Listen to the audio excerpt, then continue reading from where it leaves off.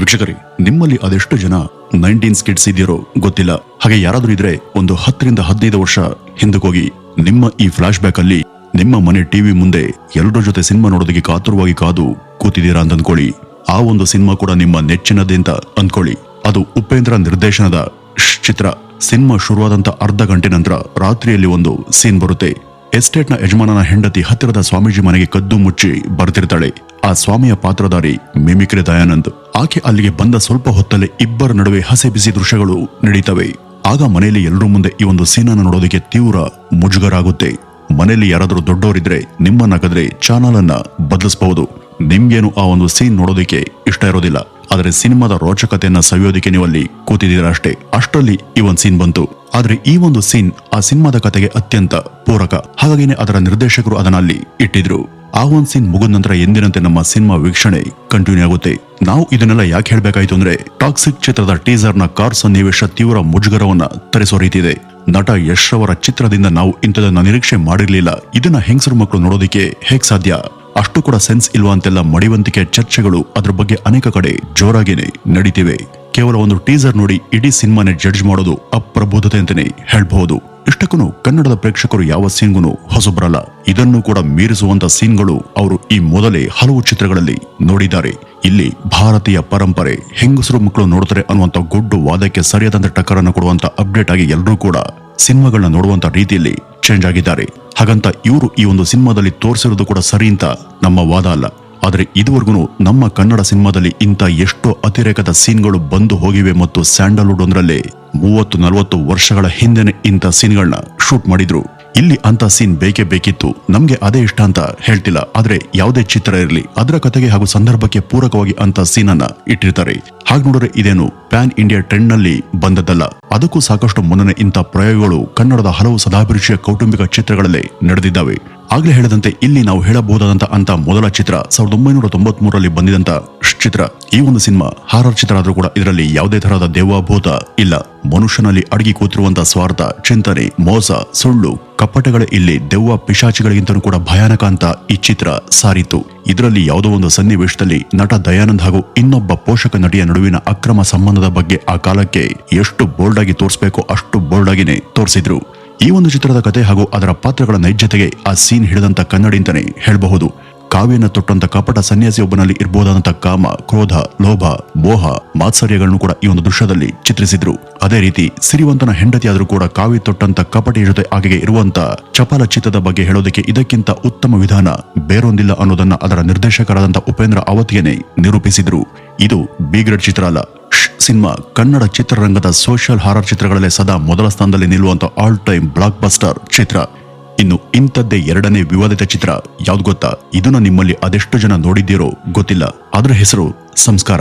1970ರಲ್ಲಿ ಬಂದಿದ್ದಂತ ಈ ಒಂದು ಚಿತ್ರ ಸಾಹಿತಿ ಶ್ರೀಯುತ UR ಅನಂತಮೂರ್ತಿ ಅವರ ಇದೇ ಹೆಸರಿನ ಸಾಮಾಜಿಕ ಕಾದಂಬರಿಯ ಸಿನಿಮಾ ಅವತರಣಿಕೆ. ನಟ ಲೋಕನಾಥ್, ಗಿರೀಶ್ ಕಾರ್ನಾಡ್ ಈ ರೀತಿ ಮೊದಲಾದವರು ಇದ್ದಂತ ಚಿತ್ರ. ಬಿಡುಗಡೆಗೂ ಮುನ್ನ ಹಾಗೂ ನಂತರ ಕೂಡ ತನ್ನ ಬೋಲ್ಡ್ ಕತೆ ದೃಶ್ಯಗಳಿಂದ ವಿವಾದವನ್ನ ಮಾಡಿಕೊಂಡಿದ್ದಂತ ಹಾಗೂ ಕೆಲ ಕಡೆ ಬ್ಯಾನ್ಗೆ ಒಳಗಾಗಿದ್ದಂತ ಚಿತ್ರ ಇದು. ಆ ಒಂದು ಕಾಲಕ್ಕೆ ಎಲ್ಲಾ ಕಟ್ಟುಪಾಡು ಹಾಗೂ ವಿವಾದದ ಅಡೆತಡೆಗಳನ್ನು ಕೂಡ ಮೀರಿ ಕೇಂದ್ರದ ಸ್ವರ್ಣ ಕಮಲ ಪ್ರಶಸ್ತಿ ಗೆದ್ದಂತ ಮೊಟ್ಟ ಮೊದಲ ಕನ್ನಡ ಚಿತ್ರ ಎಂಬ ಹೆಗ್ಗಳಿಕೆ ಇದಕ್ಕಿದೆ. ಈ ಒಂದು ಕತೆ ಮುಖ್ಯವಾಗಿ ಅಂದಿನ ಬ್ರಾಹ್ಮಣ ಸಮಾಜದಲ್ಲಿ ಇರುವಂತ ದ್ವಿಮುಖ ಧೋರಣೆಯ ಬಗ್ಗೆ ತಿಳಿಸಿತ್ತು. ಇದರಲ್ಲಿ ನಾರಾಯಣ ಎಂಬ ಬ್ರಾಹ್ಮಣ ವ್ಯಕ್ತಿ ತನ್ನ ಸಮುದಾಯದ ಎಲ್ಲಾ ಕಟ್ಟುಪಾಡು ನಿಯಮಗಳನ್ನ ಮೀರಿ ಹೆಣ್ಣು, ಹೆಂಡ, ಮಾಂಸ ಸೇವನೆ ಅಂತ ಹವ್ಯಾಸವನ್ನ ರೂಢಿಸಿಕೊಂಡು ತನ್ನದೇ ಸಮಾಜದ ಜನರಿಂದ ತಿರಸ್ಕೃತಗೊಳ್ತಾನೆ.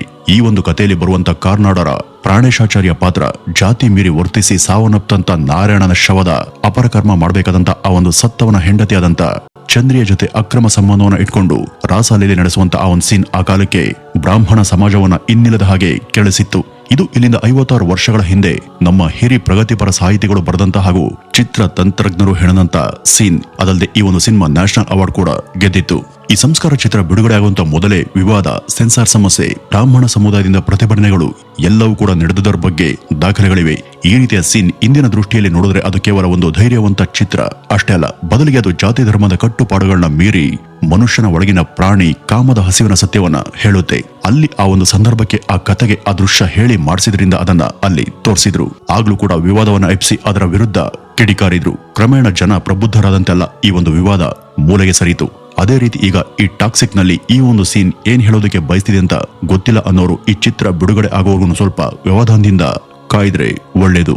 ಇನ್ನು ಈ ಒಂದು ಲಿಸ್ಟ್ ಅಲ್ಲಿ ಬರುವಂತ ಮೂರನೇ ಚಿತ್ರ ಕಾಶಿನಾಥ್ ರವರ ಅನುಭವ ಚಿತ್ರ. 1994ರಷ್ಟು ಹಿಂದೆನೆ ಬಂದಿದಂತ ಇದು ತನ್ನ ಬೋಲ್ಡ್ ಕತೆ ಹಾಗೂ ಮುಕ್ತ ದೃಶ್ಯಾವಳಿಗಳಿಂದಾಗಿ ಆಗ ಸಾಕಷ್ಟು ಚರ್ಚೆಗೆ ಗ್ರಾಸವಾಗಿತ್ತು. ಆವನ್ ಕಾಲಕ್ಕೆ ಈ ಚಿತ್ರ ಹೆಣ್ಣಿನ ಅಂತರಾಳದ ಮುಕ್ತ ಲೈಂಗಿಕ ಭಾವನೆ ಹಾಗೂ ಬಯಕೆಗಳ ಬಗ್ಗೆ, ಅದರಿಂದ ಉಂಟಾಗುವಂತ ಅಕ್ರಮ ಸಂಬಂಧಗಳು ಮತ್ತೆ ಅವುಗಳ ದುಷ್ಟ ಪರಿಣಾಮಗಳ ಬಗ್ಗೆ ತಿಳಿಸಿತ್ತು. ಇದರಲ್ಲಿ ನಟಿ ಉಮಾಶ್ರೀ ಹಾಗೂ ಕಾಶಿನಾಥ್ ರವರ ನಡುವಿನ ಹಸಿ ಬಿಸಿ ಮಸಾಲಾ ದೃಶ್ಯಗಳು ಆ ಕಾಲಕ್ಕೆ ಸ್ವಲ್ಪ ಮುಜುಗರ ಅಂತ ಅನ್ಸಿದ್ರು ಕೂಡ ಇಂಥ ಕತೆ ನಿರ್ದೇಶನಕ್ಕಾಗಿ ಕಾಶಿನಾಥ್ ಎಲ್ಲಾ ಕಡೆ ಮೆಚ್ಚುಗೆಯನ್ನ ಪಡೆದಿದ್ರು. ನಟಿ ಉಮಾಶ್ರೀಗೂ ಕೂಡ ಈ ಒಂದು ಚಿತ್ರ ಬಿಗ್ ಬ್ರೇಕ್ ಅನ್ನ ಕೊಟ್ಟಿತ್ತು. ಇದೊಂದೆಲ್ಲ ಕಾಶಿನಾಥ್ ರವರ ಅಪರಿಚಿತ, ಚಪಲ ಚನ್ನಿಗರಾಯ ಈ ರೀತಿ ಮೊದಲಾದಂತ ಚಿತ್ರಗಳು ಮುಕ್ತ ಸಾಮಾಜಿಕ ಸ್ಥಿತಿ ಸನ್ನಿವೇಶಗಳನ್ನ ಯಥಾವತ್ತಾಗಿ ತೋರಿಸುವಂತ ಚಿತ್ರಗಳೇ. ಅವುಗಳ ಕತೆಗೆ ಪಾತ್ರಕ್ಕೆ ಒಪ್ಪುವಂತ ದೃಶ್ಯ ಹಾಗೂ ಸಂಭಾಷಣೆಗಳನ್ನ ಯಾವುದೇ ಫಿಲ್ಟರ್ ಇಲ್ಲದೆ ತೋರಿಸೋದು ಮತ್ತು ಹೇಳಿಸೋದೇ ಅವರ ವಿಶೇಷತೆ. ಮುಂದೆ ಅವರ ಈ ಗುಣನೇ ನಿರ್ದೇಶಕ ಉಪೇಂದ್ರ ಅವರನ್ನ ಹುಟ್ಟುಹಾಕಿದ್ದು. ಇನ್ನು ನಾಲ್ಕನೇದಾಗಿ ಈ ಒಂದು ಲಿಸ್ಟ್ ಅಲ್ಲಿ ಬರುವಂತ ಸಿನಿಮಾ ಉಪೇಂದ್ರ ಅವರ ಎ ಸಿನಿಮಾ. ಈ ಒಂದು ಚಿತ್ರದಲ್ಲಿ ಹೆಜ್ಜೆ ಹೆಜ್ಜೆಗೂ ಕಿಡಿ ಹಚ್ಚುವಂತ ದೃಶ್ಯಗಳಿದ್ದಾವೆ. ವಿಶೇಷವಾಗಿ ಉಪೇಂದ್ರ ಅವರು ಮದ್ಯದ ನಶೆಯಲ್ಲಿ ನಟಿ ಚಾಂದಿನಿಯವರ ಸಭೆಗೆ ಹೋಗಿ ಅವರ ಗೂಂಡಗಳಿಂದ ಒದೆ ತಿಂದು ವಾಪಸ್ ರೋಡಲ್ಲಿ ನಡೆದು ಬರುವಾಗ ಚಿತ್ರದಲ್ಲಿ ಬರುವಂತ ವಿದೇಶಿ ನಿರ್ಮಾಪಕಿಯೊಬ್ಳು ಅವರನ್ನ ತಡೆದು, ಅವಳಲ್ಲಿ ಏನಿದೆ ಅಂತ ಇಷ್ಟು ತಲೆ ಕೆಡಿಸ್ಕೊಂಡಿದೀಯ ನೀನು? ನಿನ್ಗೆ ಅವಳಲ್ಲಿ ಬೇಕಿರೋದು ಅವಳ ಅಂದ ಚಂದ ಸೌಂದರ್ಯ ಅಷ್ಟೇ, ಅದನ್ನ ಒಂದ್ಸಲ ಅನುಭವಿಸ್ಬೇಕು ಅನ್ನುವಂತ ಹಸಿವು ಮಾತ್ರ. ಅದಕ್ಕೋಸ್ಕರ ಅವಳೇ ಬೇಕಂತ ತಾನೇ ಅವರ ಮೈ ಮೇಲೆ ಬಿದ್ದು ಅವರನ್ನ ಕೆರಳಿಸೋದಕ್ಕೆ ನಡೆಸುವಂತ ಹಸಿ ಬಿಸಿ ಪ್ರಯತ್ನದ ದೃಶ್ಯಗಳು ಆಗ ಸಿಕ್ಕಾಪಟ್ಟೆ ವೈರಲ್ ಆಗಿತ್ತು. ಆಗ ವಿಚಲಿತರಾಗದಂತ ಉಪೇಂದ್ರ ಅವರು ಆಕೆಗೆ ಲೈಂಗಿಕ ಭಾವನೆಗೂ ಮತ್ತು ನಿರ್ಮಲವಾದಂತ ಸ್ವಚ್ಛ ಪ್ರೀತಿಗೂ ನಡುವೆ ಇರುವಂತ ವ್ಯತ್ಯಾಸದ ಅರಿವನ್ನ ಮೂಡಿಸಿ ಭಾರತೀಯ ಪರಂಪರೆ ಈಸ್ ಗ್ರೇಟ್ ಅಂತ ತಿಳಿ ಹೇಳಿ ಅಲ್ಲಿಂದ ಮುಂದೆ ಸಾಕ್ತಾರೆ. ತನ್ನದು ಹಾಗೂ ಚಾಂದಿನಿಯ ನಡುವೆ ಇರುವಂತದ್ದು ಡಿವೈನ್ ಲವ್ ಅಂತ ಹೇಳ್ತಾರೆ, ಆತ್ಮಗಳ ಸಾಕ್ಷಾತ್ಕಾರ ಅಂತ ತಿಳಿಸ್ತಾರೆ. ಇದ್ರ ಬೆನ್ನಲ್ಲೇ ಇನ್ನೊಬ್ಬ ಯುವತಿಯ ಮೇಲೆ ಗುಂಡಗಳು ಅತ್ಯಾಚಾರ ಮಾಡುವಂತ ದೃಶ್ಯ ಬಂದಾಗ but Indians are not great ಅಂತ ಆ ಯುವತಿಯ ನೆರವಿಗೆ ಧಾವಿಸ್ತಾರೆ. ಇದರ ಅರ್ಥ ಇಷ್ಟೇ, ಭಾರತೀಯ ಪರಂಪರೆ ನಮಗೆ ಎಲ್ಲವನ್ನೂ ಕೂಡ ಕೊಟ್ಟಿದೆ, ಆದ್ರೆ ಹೆಣ್ಣನ್ನ ಚೀಪಾಗಿ ಕಾಣುವಂತ ಭಾರತೀಯರ ತುಚ್ಛ ಮನಸ್ಥಿತಿ ಅಷ್ಟು ಕಳಪೆ ಇಲ್ಲಿ ಬೇರೆ ಯಾವುದು ಕೂಡ ಇಲ್ಲ ಅಂತ. ಎ ಸಿನಿಮಾದಲ್ಲಿ ವಿದೇಶಿ ಮಹಿಳೆಯ ಜೊತೆ ಅಂತ ಸೀನ್ ಅವ್ರಿಗೆ ಬೇಕಿತ್ತ, ಅದರ ಅಗತ್ಯ ಇತ್ತೆ ಅಂತ ಕೇಳುವಂತ ಪ್ರಶ್ನೆಗೆ ಉತ್ತರ ಹೌದು. ಅವತ್ತು ಆ ಒಂದು ಸಿನಿಮಾಗೆ ಅದರ ಕತೆ ನಿಟ್ಟಿನಲ್ಲಿ ಅಂತದೊಂದು ದೃಶ್ಯದ ಅಳವಡಿಕೆ ಖಂಡಿತ ಬೇಕಿತ್ತು. ಅದನ್ನ ನಿರ್ದೇಶಕ ಉಪೇಂದ್ರ ಅವರು ಅತ್ಯುತ್ತಮವಾಗಿಯೇ ಬಳಸ್ಕೊಂಡಿದ್ರು. ಆಗ್ಲೂ ಕೂಡ ಜನ ಇದಕ್ಕೆ ವಿರೋಧವನ್ನ ತೋರಿದ್ರು. ಆದ್ರೆ ಈಗ ಆ ಚಿತ್ರ ಭಾರತೀಯ ಸಿನಿರಂಗದ ಒಂದು ಐಕಾನ್ ಅಂತಾನೆ ಹೆಸರು ಪಡ್ಕೊಂಡಿದೆ. ಇನ್ನು ಈ ಒಂದು ನಿಟ್ಟಿನಲ್ಲಿ ಹೇಳಬೇಕಾದಂತ 5ನೇ ಚಿತ್ರ ನಾಗಮಂಡಲ. ಇದು 1992ರಲ್ಲಿ ಟಿ.ಎಸ್. ನಾಗಾಭರಣರವರ ನಿರ್ದೇಶನದಲ್ಲಿ ಮೂಡಿಬಂದಂತ ಚಿತ್ರ. ಇದರಲ್ಲಿ ನಟ ಪ್ರಕಾಶ್ ರಾಯ್ ಹಾಗೂ ವನಿತಾ ವಾಸುರವರ ನಡುವೆ ನಡೆಯುವಂತ ಮುಕ್ತ ಲೈಂಗಿಕತೆ ದೃಶ್ಯಗಳು ನಾಗಾಭರಣರವರ ಶಾಸ್ತ್ರೀಯ ಹಾಗೂ ಕಲಾತ್ಮಕ ಸಿನಿಮಾಗಳ ವಿಷಯವಾಗಿ ಅದೇ ಮೊದಲ ಬೋಲ್ಡ್ ಪ್ರಯತ್ನ ಅಂತಾನೆ ಹೇಳಬಹುದು. ಕಲಾತ್ಮಕ ಹಾಗೂ ಸೃಜನಾತ್ಮಕ ಕಥೆಗಳಿಗೆ ಹೆಸರಾದಂತ ಹಾಗೂ ಅಣ್ಣವರ ನಾಯಕತ್ವದಲ್ಲಿ ಆಕಸ್ಮಿಕ ಎಂಬ ಆಲ್ ಟೈಮ್ ಬ್ಲಾಕ್ ಬಸ್ಟರ್ ಚಿತ್ರದ ನಿರ್ದೇಶನ ಮಾಡದಂತ ಅವರು ಕೂಡ ನಾಗಮಂಡಲ್ ಎಂಬ ಜನಪದ ಕಥೆಯಲ್ಲಿ ಅದರ ಕತೆಗೆ ಪಾತ್ರಗಳ ಪ್ರೆಸೆನ್ಸ್ಗೆ ಅಂತ ದೃಶ್ಯ ಅವಶ್ಯ ಅಂತ ಯೋಚಿಸೇನೆ ಅದನ್ನ ಅವತ್ತು ಬಳಸ್ಕೊಂಡು ಗೆದ್ದಿದ್ರು. ಆದ್ರೆ ಇವತ್ತು ನಾಗಮಂಡಲ ಸಿನಿಮಾ ಜಾನಪದ ಕಾಲ್ಪನಿಕ ಕಥೆಗಳಲ್ಲೇ ಉತ್ತುಂಗದ ಸ್ಥಾನದಲ್ಲಿರುವಂತ ಚಿತ್ರ. ಇನ್ನು 6ನೇದಾಗಿ ಸಂಗ್ಯಾ ಬಾಳ್ಯ ಅನ್ನುವಂತ ಉತ್ತರ ಕರ್ನಾಟಕದ ಜಾನಪದದ ಒಂದು ಕಥೆಯಿಂದ ಪ್ರೇರಿತವಾದಂತ ಅದೇ ಹೆಸರಿನ ಚಿತ್ರ ಅಂತಾನೆ ಹೇಳಬಹುದು.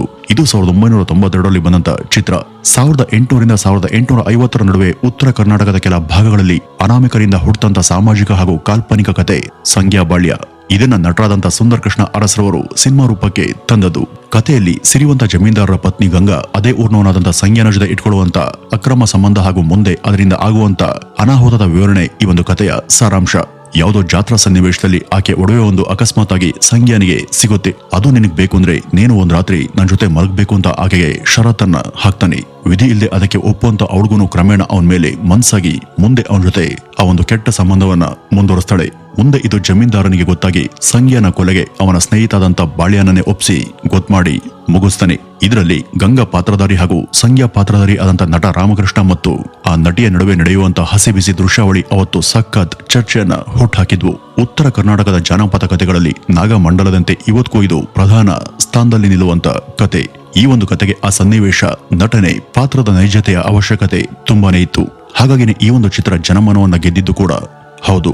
ಇನ್ನು 1992ರಲ್ಲಿ ಬಂದಂತ ನಟ ವಿಷ್ಣುವರ್ಧನ್ ರವರ ನಿಷ್ಕರ್ಷ ಚಿತ್ರದಲ್ಲಿ ಬ್ಯಾಂಕ್ ಒಂದು ಖದೀಮರಿಂದ ಹೈಜಾಕ್ ಆದಾಗ ತಪ್ಪಿಸ್ಕೊಂಡು ಹೋಗೋದಕ್ಕೆ ಪ್ರಯತ್ನ ಪಡುವಂತ ನಟಿ ಸುಮನ್ ನಾಗರ್ಕರ್ ಅವರನ್ನ ಒಬ್ಬ ಗೂಂಡ ಚಿತ್ರ ವಿಚಿತ್ರವಾಗಿ ಎಲ್ಲರ ಸಮ್ಮುಖದಲ್ಲೇ ಅತ್ಯಾಚಾರ ಮಾಡುವಂತ ಸೀನ್ ಯಾವುದೇ ಹಾಲಿವುಡ್ ಚಿತ್ರದ ಸನ್ನಿವೇಶಕ್ಕಿಂತನೂ ಕೂಡ ಕಡಿಮೆ ಇರಲಿಲ್ಲ. ನಿಷ್ಕರ್ಷ ಕನ್ನಡ ಚಿತ್ರರಂಗದಲ್ಲಿ one of the best suspense ಹಾಗೂ ಆಕ್ಷನ್ ಓರಿಯೆಂಟೆಡ್ ಇದ್ದಂತ ಚಿತ್ರ. 1989ರಲ್ಲಿ ಬಂದಿದಂತ ತರ್ಕ ಎಂಬ ಚಿತ್ರ ಕೂಡ ತನ್ನ ಆ ಒಂದು ಕಂಟೆಂಟ್ ಇಂದಾಗಿ ವಿವಾದವನ್ನ ಎಬ್ಸಿತ್ತು. ಇದರಲ್ಲಿ ಫಸ್ಟ್ ಹಾಫ್ ನಲ್ಲಿ ನಟ ದೇವರಾಜ್ ಹಾಗೂ ವನಿತಾ ವಾಸುರವರ ನಡುವಿನ ಕೆಲ ಆ ಸೀನ್ಗಳು ಆಗಿನ ಸಿನಿ ಪತ್ರಿಕೆಯ ಚರ್ಚೆಯ ವಸ್ತು ವಿಷಯವಾಗಿದ್ವು. ಇನ್ನು ಈ ಸಿನಿಮಾಗ ಶತದಿನವನ್ನ ಆಚರಿಸಿದಂತ ಚಿತ್ರ.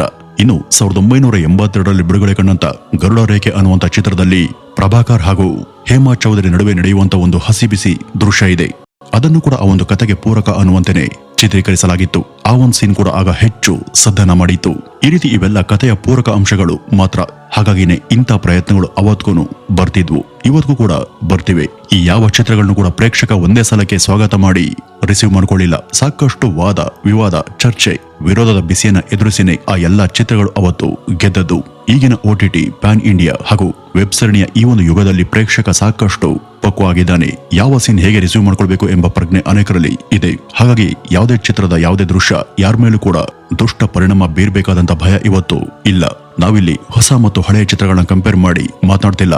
ಚಿತ್ರಗಳ ಪ್ರಯತ್ನ ಹಾಗೂ ಪ್ರಯೋಗಗಳು ಕಾಲ ಕಾಲಕ್ಕೆ ಹೇಗೆ ವಿಕಾಸಗೊಳ್ತಾ ಬಂದ್ವು ಅನ್ನುವಂತ ಬಗೆಯನ್ನ ತಿಳಿಸಿದ್ದಷ್ಟೇ.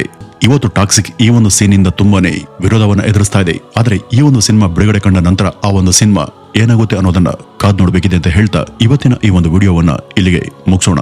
ನಮಸ್ಕಾರ.